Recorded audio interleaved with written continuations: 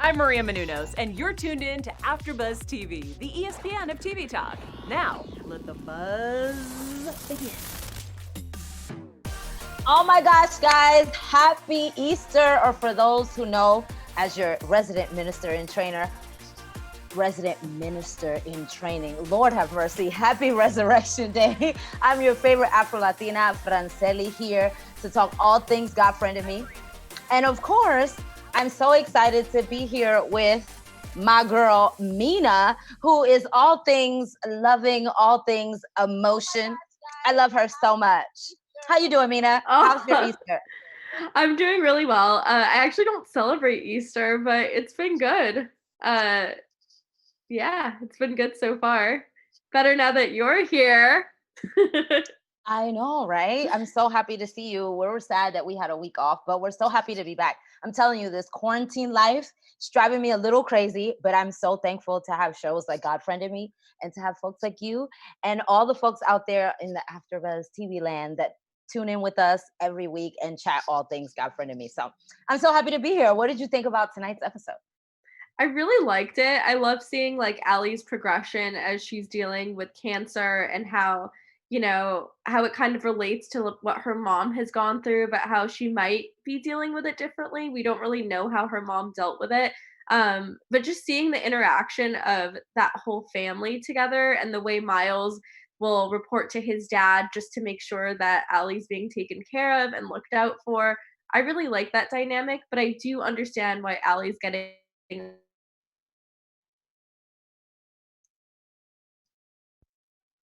Yes.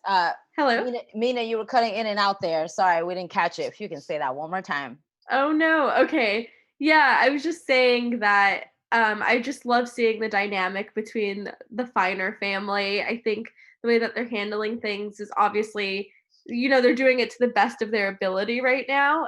Things are getting a little complicated, with the cancer treatment, but I guess I can kind of, like, understand why Allie's getting a little frustrated, and she feels like people are just butting into her life, and now we're kind of seeing her trying to, like, take charge and have control in some sort of way. So that's been pretty interesting to watch, and I think her acting has been so great, like, from season 1 until She's now. It just grown so much. honestly, like, it keeps getting better, and I love watching her. Yes, shout out to Javicia doing her thing. Listen, let's get right into it. I really enjoyed the episode from a writing perspective. There were some things, some little kinks here and there in terms of like some of the acting that was happening in tonight's episode. But all in all, it was a really great episode. And I just want to get into it because you said the correct words complicated. Things were a little complicated right off the bat. We started the episode where we finally met the infamous Cory Smith, son to the heir Alphonse, where the breadcrumbs of who's behind the God account got us where we are right now. And of course, what we always knew is that Cory Smith is not behind the God account, but he actually is on the hunt for who's behind the God account as well. And he wants to like work with Myles and figure this out, but Myles isn't really with it. Now, what was your first reaction? Why did you think that Myles got so upset and didn't want to like work with him? Honestly, that whole scene really confused me. I know that we Right? were FaceTiming and watching it together. And we're like, why has gotten into Myles? Like, I really did not get that. I don't even know like why he had such an averse reaction to like working on this. What do you think it was? Man, honestly, I think that you get to a place, in the scripture, it says, do not grow weary in well doing. In other words, like, don't get fatigued or don't get all down about doing good. And so think about it. Myles has been doing good, not necessarily trying to get something in return until the end of season 2, where he was like, you know what?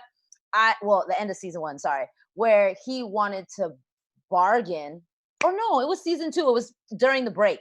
Yeah. He wanted to bargain, like, hey, I'll give you this if you give me this, right? So now he is doing it for something. Now the things that he's doing is for a return on his investment. He's hoping to get something in return, which is for his sister to be saved. And he feels like he paid the ultimate sacrifice, which was Cara. And I think by this episode, Myles is kind of at his wit's end of doing good, and he's growing weary. He's feeling like, is this really what it's all cut out to be? Like, I'm not getting my end of the bargain. So I feel like he's lashing out because he's angry at God, at the God Mhm. account. Yeah. No, I get that. And I can see why he'd be angry from it. Like obviously there are things that have been really positive that's come out of the God account, but right now he's at an all-time low, dealing with his sister and watching like her struggles. And we know Myles is a very empathetic character. We know how close he is to his family. We know that he lost his mom. We know that he's recently repaired his relationship with his father. And we know how close he is to his sister and how much he loved Cara. So to just feel like you're losing everything, at some point you're kind of like, well, F my job. Like, why does my job matter if, like even now in quarantine, we're seeing like, if we're not with the people we love, if our health isn't together, if we don't have all these other basic needs met, who could care less about work when your basic needs aren't being met? Granted, the God friended me account, it's not even a paying job. It's more like an internship that's unpaid. That is Right. just like a hobby for Myles, but it's something that he's growing with. But at a certain point, you give and you give and you give. And if you're not receiving, I think you can get a little worn down by that. Not to Right. say that he's doing to receive, but you kind I of mean, he's have, human. yeah, It happens to all of us. I mean, yeah. here's the thing. Here's how I feel about it. Like, when you talked about job, I was like, yeah, what is Myles' job? I forget. And then I remember, duh, it's his podcast. But then again, hello, another week where I don't get the famous, ending monologue from his podcast. Like, those are one of the things that I really love about the show. And I kind of get a little upset when they don't put it in the episode. So come on, Yeah. guys. Bring it back next week. I want to hear a Myles reflection on what happened in the episode and him talk about the podcast. Because I mean, that is his job. How else does he make money? How else can he run around all of New York City and help all these poor, unfortunate souls? Does Listen, he I've been watching too much Disney Plus, clearly. I love The Little Mermaid, but does he really do you think he really gets paid from the podcast though? Because he doesn't really have advertisers yet. Well, remember that he got a whole deal, with free verse and all of that. And so, Oh yeah, yeah. so I didn't he's know like, that that was still going on though. I kind of forgot right, because about that. it's hard to keep it in your mind when they don't put it in the episode. So Yeah. speaking of things getting complicated, so it's like, as you said, then we start going through Allie's track. She's losing her hair. Myles goes to his dad for some reinforcement because he feels helpless as a brother because they're now living together. And it's like, how do I really help my sister through this tough time? My dad would know. My mom went through this, but it ended up blowing up in Myles and Arthur Finer's face because, he ordered her some wigs. Listen, we're both women. I just Mhm. want to go on the record and say, men, I love you. You mean well, but sometimes you just don't know how to do it. Only because it's like there are things that they just don't understand. And one of those things is women in their hair and how sensitive we are about it, or how freeing we could be to be empowered without it, right? Because in Allie's case, I'm not this regular girl that needs her hair. Like, yeah, I'm a little sad, but I want to do something different. Talk to me as a woman, kind of how this scene of her losing her hair and then her choosing to like shave it all off and just go bald, did that inspire anything? Did that trigger anything? Like, what did that storyline do for you? Yeah, I mean, you predicted it immediately. You're like, "Oh, she's gonna take all her hair off like Natalie Portman style or Yeah. Britney Spears style." Let's go with the Natalie Portman style Right, on this right. one, Better right? reference. Hmm. Not Britney when she's losing it. But Hmm. I don't know. I was surprised to see that because I think as women we kind of do have an attachment to our hair. I mean, I remember just like watching America's Next Top Model back in the day, and like anytime there was even an extreme hair makeover, the girls would lose it and just start crying. And it's like, how do you have an attachment to something that's so like material? But it's like it's a part of your identity, right? So I mean, as women, we can be attached to that. I was really surprised when I saw her reaction towards her dad trying to help her because I actually thought that was like really, really sweet that he would go and take the time to do something like that. I didn't see it as invasive at all. But what I did gather from that whole interaction is that she's tired of people doing things for her. She's tired of being coddled. Having an illness like that can make you feel really, I mean, I guess like powerless in a way and helpless. So if you feel like people are constantly catering to you, it tends to like not be a cute thing anymore. It tends to feel like, hey, like you're being patronizing. Like I can do this for myself. I don't need your help. Like please give me something that makes me feel like I've reclaimed my power back.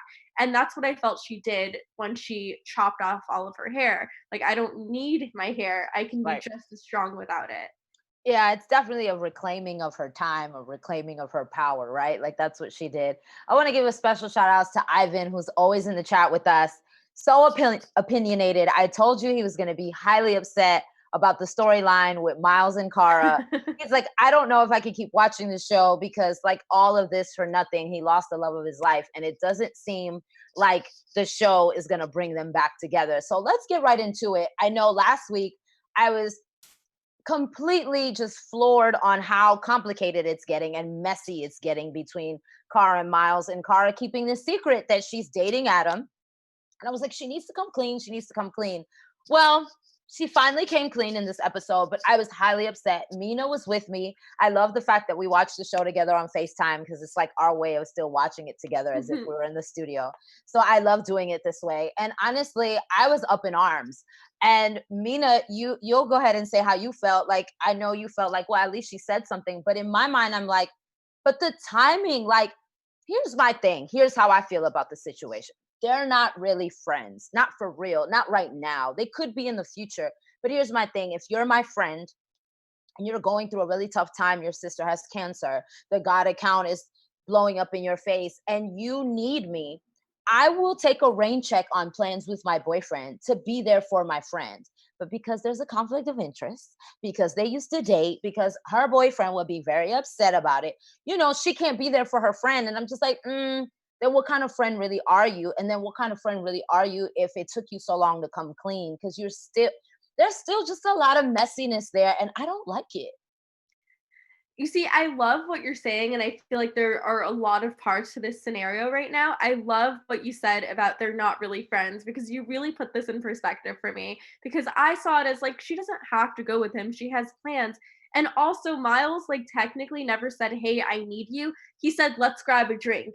And I feel like grabbing a drink with someone, I don't know if this is just like my cultural background and like my experience. When you say let's grab a drink, I don't feel like that's something that you do with a friend. It's almost like a romantic or I don't want to say sexual undertone, but it's more like a let's go out and like grab drinks, especially when it's male, female. It doesn't feel so Yeah. casual. If it was just like a girl telling another girlfriend platonically, let's grab a drink, a little different. When you do have history with the person, I think it shifts the dynamic. Were he to say, hey, I really need you, like, I'm having a tough time. Can we like talk and hang out?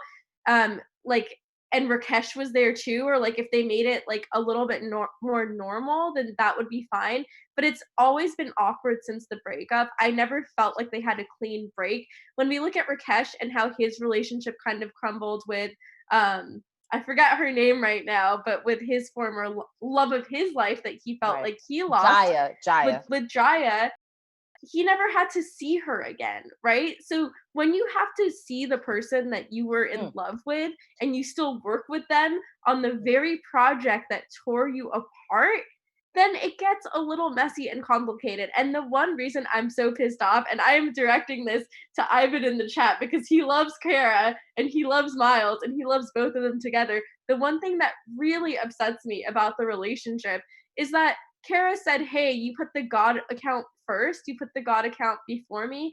And that's why I can't have this relationship with you.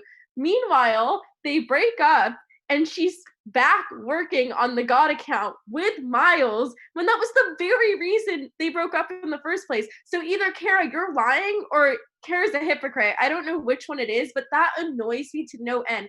There's obviously another reason that Cara and Myles aren't together. I don't know what it is. Maybe she's just not that into him anymore, or maybe she had a change of heart. But I don't like how she went about everything. I have no complaints about her in this episode. It's just everything leading up to this moment. She should have taken care of it earlier. She did the best she could in this moment because it kind of like got everything came back to her in a way. Right.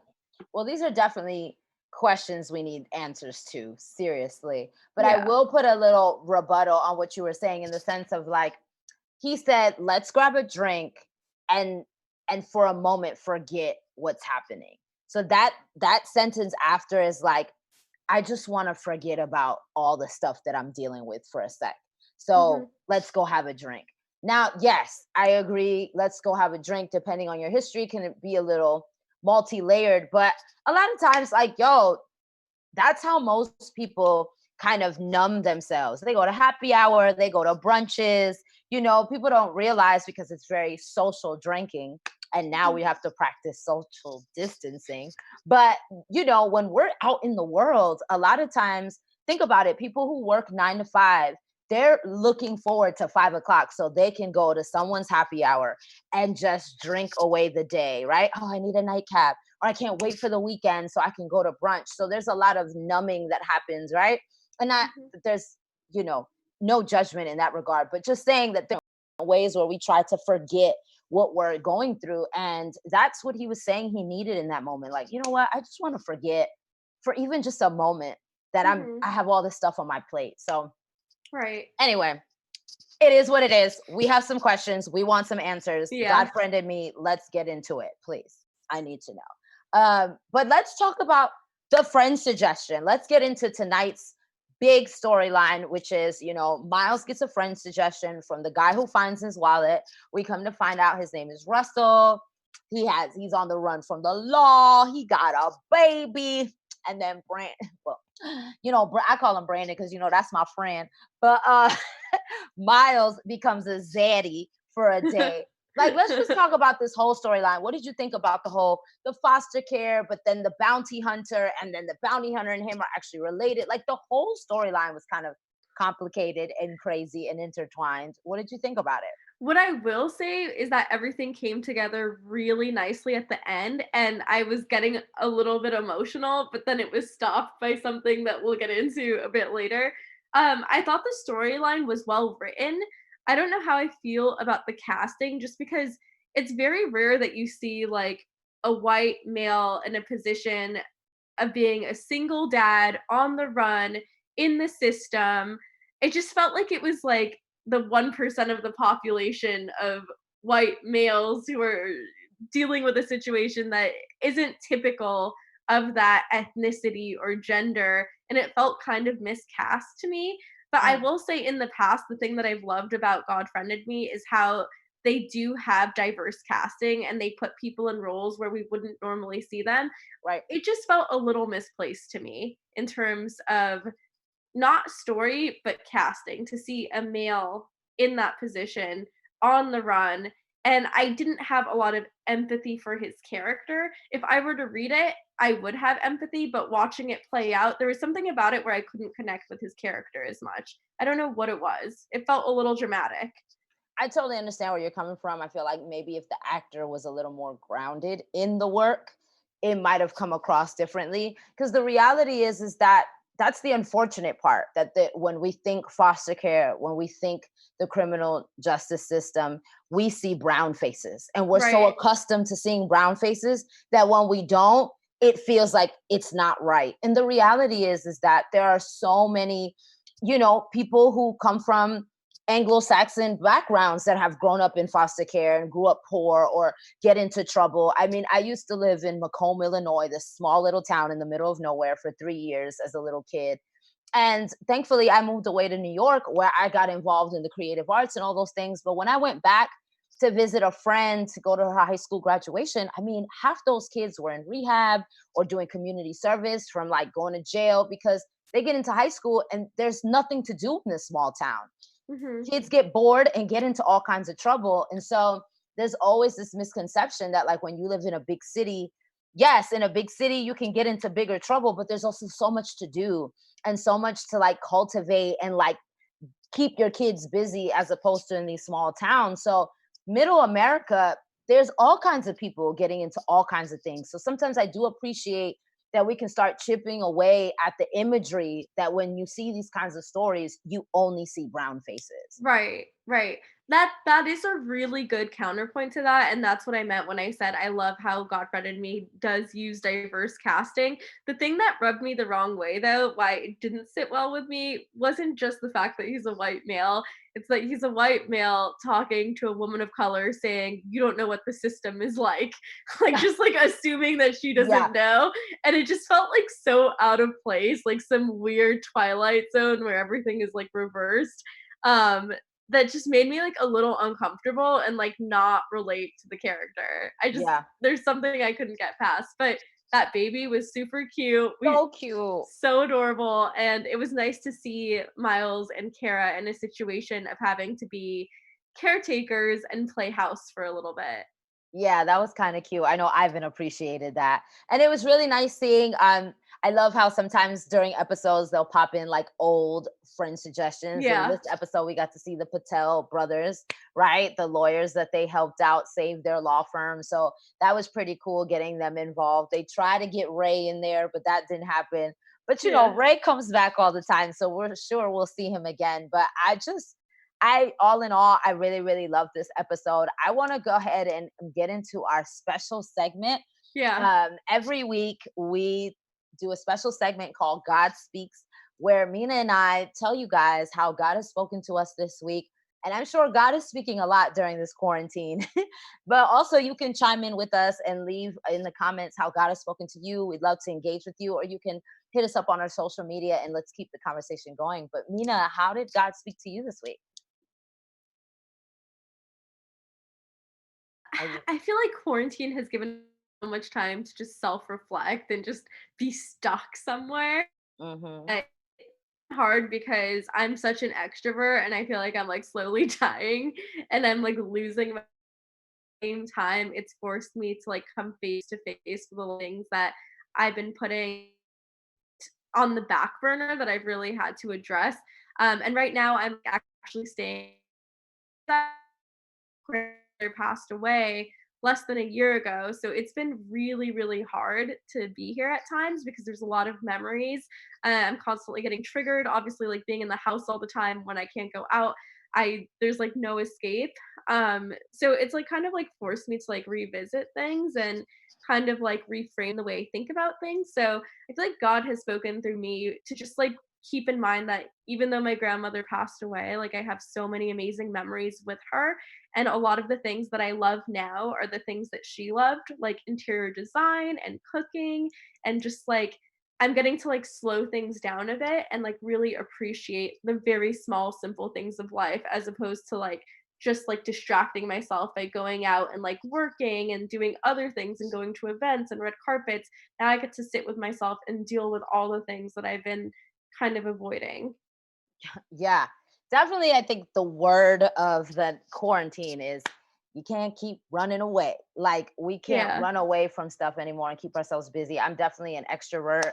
I grew up in a big family, loud family, Latino family with a bunch of people. I have 6 siblings. So I'm in quarantine by myself. I live alone. So definitely spending a lot of time by myself. And one of the things is that the I feel the Lord is using this time to really purge. Yeah, you're being triggered and you're having to confront a lot of things, old wounds, things that you thought maybe you were over that are coming up for you. But it's like I'm praising my way through the pain. Like, I've definitely have woken up certain days this week where I'm just crying. Like, I just feel so sad, or I can't get out of the bed and I'm like, what is this? What's wrong with me? But I really feel like God is giving me the time, right? Where like I don't have to push myself to get up and go somewhere, that I have the luxury and the blessing to stay in the bed till 1 o'clock if I really have to, and give yourself that grace and that time. I think people are really hard on themselves, and even with this time feel this pressure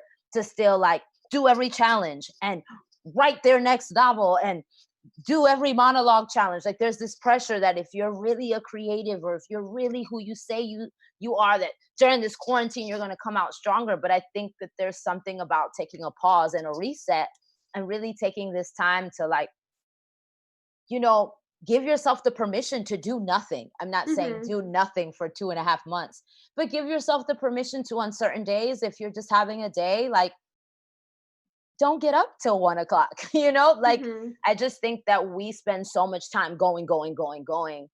Whenever in your life again will you get this kind of time to just really give yourself the grace to figure some things out about yourself? So, um, like I said, I'm so grateful for this platform and for this time and for being able to talk some things out about this great show. Do you have any predictions for what you think is going to happen next week? Oh, I definitely have predictions for next week. I want to say that, I think it's so interesting what they teased, where they were like, "Oh, where the guy was at like some sort of forum meeting, this random guy that we've never seen before, and Myles and Rakesh were there, and he's like, these are all the people that you hurt by saving the other people via the God account." So it's really interesting. It's kind of like that whole thing where, like, if you were to go back in time and change one thing, how it has like this ripple effect where even if you think you're helping something, you're destroying everything else. And so even when we're helping some people, we're inadvertently hurting other people because of life's ripple effect and because of coincidences and just chain reactions. So I loved that because a lot of times you think you're doing good in the world, but you don't know like how certain actions have greater implications, even though they're unintended consequences. So I absolutely love that. I love that concept. I think it's really going to mix things up a bit and like make Myles think more about how he's doing this whole God account thing. Right. It's definitely going to make him question some things. I mean, when I saw the preview, the first thing I thought about was, remember that episode about the guy who proposed to the girl in the middle